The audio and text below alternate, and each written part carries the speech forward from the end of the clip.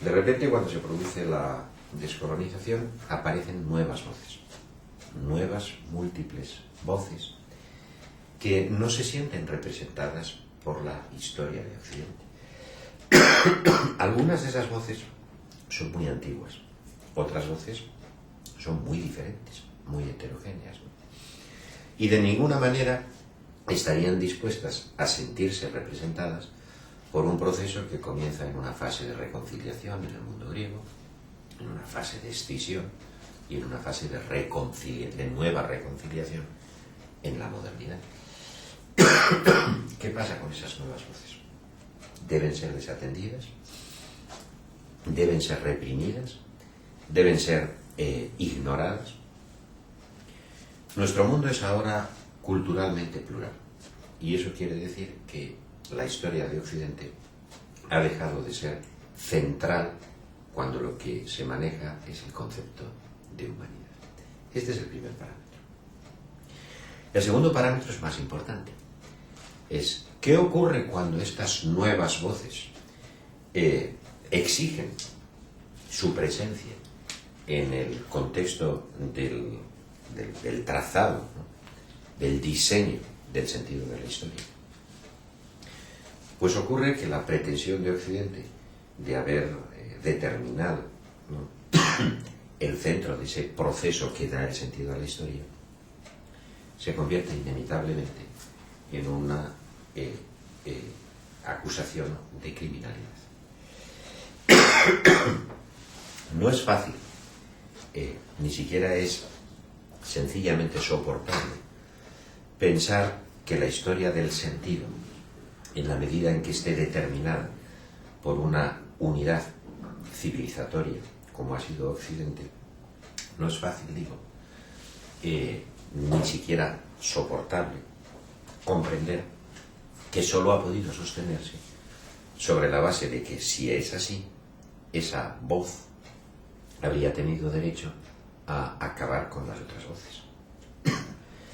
Si en la cultura de Occidente se ha producido la historia de la conciencia de la humanidad, entonces la cultura de Occidente habría tenido derecho a eliminar cualesquiera diferencias, si fuera posible mantener esta imagen de la importancia, de la trascendencia, ¿no?, de la unicidad que Occidente ha puesto a sus realizaciones del espíritu.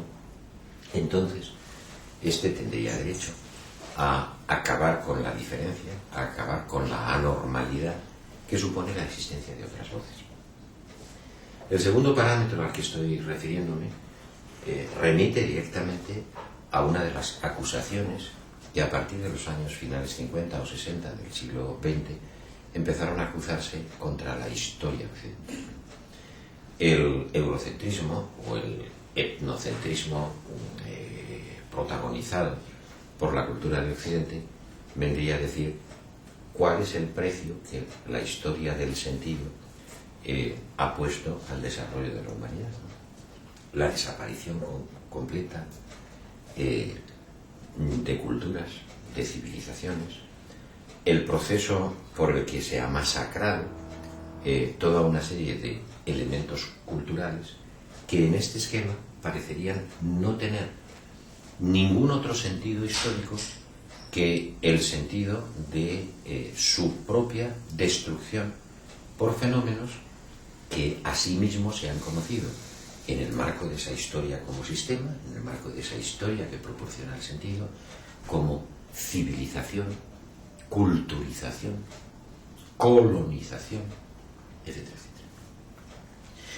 Por tanto, este segundo parámetro lo que dice es, si tenemos que hablar de una historia de la humanidad representada por los acontecimientos de su conciencia, cuyo archivo es la historia del pensamiento, entonces la identidad, la identificación de ese archivo con el pensamiento de Occidente o con los acontecimientos y episodios que han formado la historia de Occidente es necesariamente criminal. Comporta un elemento necesariamente destructivo de la diferencia, destructivo de todo aquello que no sea identificable o sencillamente subsumible en esa historia. Por lo tanto, y este es el tercer parámetro al que quería referirme, lo que subyace aquí es finalmente la idea de si la historia puede ser una o no. Finalmente, lo que el esquema postrevolucionario, hablamos de la Revolución Francesa, claro está, señalaba, es que hay una historia, o que la historia es una, y que el sujeto de esa historia una es la razón.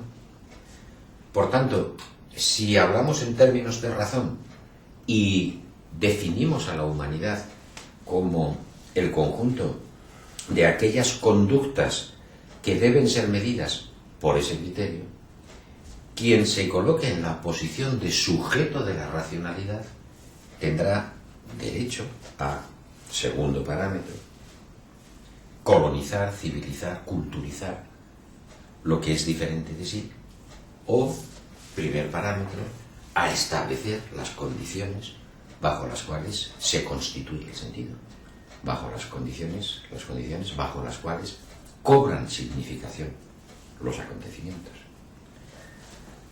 Ahora, ¿es la historia una? ¿Pasa la racionalidad por el proceso que lleva a ciertas figuras del espíritu?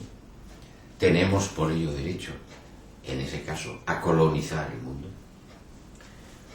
Nosotros nos encontramos en una situación que se agudizó en el último tercio del siglo XX y con respecto a la cual los 10 primeros años del XXI representan una época de gran indefinición, en la que, estando de acuerdo en el hecho de que esta descripción no se ajusta a la realidad de la humanidad en su conjunto, estando de acuerdo, por lo tanto, en que no se puede hablar de la unidad de la historia, que hay historias en el mundo, estando de acuerdo en que es difícil establecer las condiciones de una racionalidad unificada que no conlleve la petición de un sujeto de ella y, por tanto, la correspondiente justificación del dominio, de la apropiación del sentido, etcétera, etcétera.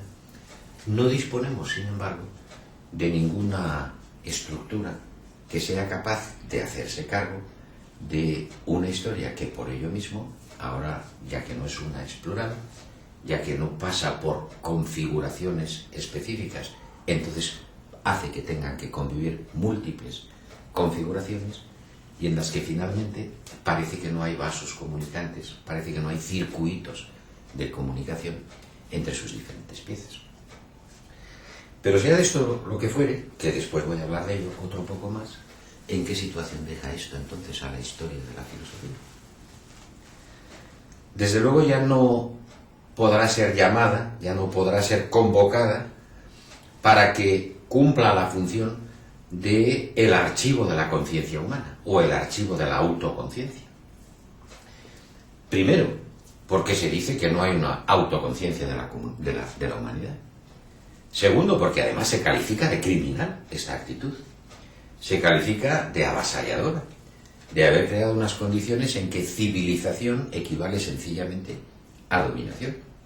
Y tercero, y es lo más importante de todo, porque en todo caso ni siquiera podemos hacer una historia plural de la conciencia de los grupos humanos diferenciados desde el momento en que decimos que estos son incomunicables, que estos desarrollan procesos propios, desde el momento en que señalamos que cada uno tiene derecho a configurar el mundo de acuerdo con sus bases de cultura. Parece que esta situación solo nos lleva, insisto, a la incomunicación y finalmente a la violencia. Nos lleva a la incomunicación en el sentido de que si no hay una racionalidad unificada, cualesquiera de los procesos que se establezcan como diferenciados no pueden apelar a un esquema de diálogo conjunto, pero parece que nos lleva, por ello mismo, desde el punto de vista metodológico, a una cosa más importante, a la impugnación del sentido de la historia de la filosofía. La historia de la filosofía ya no sería tanto la historia de la conciencia de la humanidad, sino sencillamente el pliegue más o menos individualizado conforme a los grupos humanos en los que se produce, desde un estatuto que no puede ser más que literario, determinados discursos que no necesariamente tienen que ser discursos filosóficos. Puede haber culturas que no apelen a la reflexión como categoría básica para su propia identidad, para su propio reconocimiento de su despliegue histórico, de su significado en el mundo. De hecho, lo más frecuente es que no haya filosofía en este sentido, que se apele a mitos constitucionales, constitutivos, que se apele a ciertas fuentes sagradas, ¿no? ¿Por qué es tan difícil que en el mundo islámico se haya producido un pensamiento secularizado? Pues porque el pensamiento es incapaz, en la tradición islámica, de separarse de sus fuentes míticas de constitución del sentido, de sus fuentes religiosas. Casi que no tiene sentido pedir a culturas como la islámica que diferencien entre la apropiación religiosa y la apropiación filosófica del mundo, ¿no? Hay otras en las que la indefinición es todavía mayor, en la que, digamos que la autorrepresentación artística cumple, y cumple sobradamente, las condiciones que la religión o la filosofía proponen. Es decir, el problema no es el hecho de que la filosofía deje de ser aquel discurso en el que queda archivada la memoria de la conciencia de la humanidad. Porque siempre podría decirse, bueno, lo que tendremos que hacer es multiplicar los archivos. Pero es que este no es el caso. El caso es que este archivo ni siquiera puede ser recabado por la filosofía como un archivo de contenidos diferentes, pero de forma equivalente. Ya que en el mundo de la pluralidad, en el mundo en el que han estallado y se han hecho notar múltiples voces, en el mundo, por tanto, en el que se quiebra la unidad de la razón y por ello mismo la unidad de la historia, ni siquiera las culturas apelan a formas semejantes a las de la filosofía. Según esto habría que decir que la filosofía comporta ni más ni menos, en cualquier caso no otra cosa que la forma literaria que Occidente se ha dado a sí mismo para establecer su autoconciencia. Y ni siquiera esa especie de legitimación última que podría dar el discurso del conocimiento riguroso, que además se convierte en autoposicionalmente reflexivo, se puede proyectar a otras comunidades humanas diferentes. En el caso de la pregunta general que está guiando nuestras reflexiones, ¿por qué estudiamos? ¿Por qué tiene sentido estudiar historia de la filosofía en una carrera de historia? Siempre tenemos a nuestra mano, al menos, una justificación. Bueno, se trata de decir, de todas maneras, si se acepta este planteamiento, digamos, más relativista o más pluralista en sentido ontológico no comunicativo, bueno, de todas maneras habrá que aceptar que al menos en la cultura de Occidente los archivos de la memoria conceptual son los archivos de la historia de la filosofía. Bueno, pues también en esto, la última parte del siglo XX, y vuelvo a decir, y los primeros años del XXI no proporcionan más que un estadio de gran indefinición, podrían impugnar este punto de vista. Lo malo de limitar o de refutar el punto de vista hegeliano no es solo que se caiga el edificio unitario de la racionalidad, sino que se caen también los fundamentos mismos del valor de la filosofía. Y personajes como Rorty, por ejemplo, han dicho que, bueno, si la filosofía no es la autoconciencia de la humanidad, tampoco puede ser entonces la autoconciencia de los grupos separados.